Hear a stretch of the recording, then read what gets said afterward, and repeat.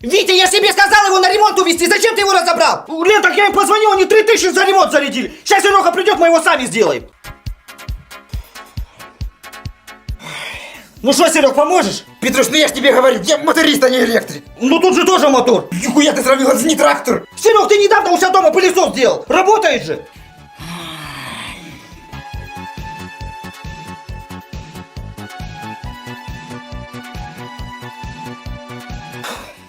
Хозяйка, принимай работу.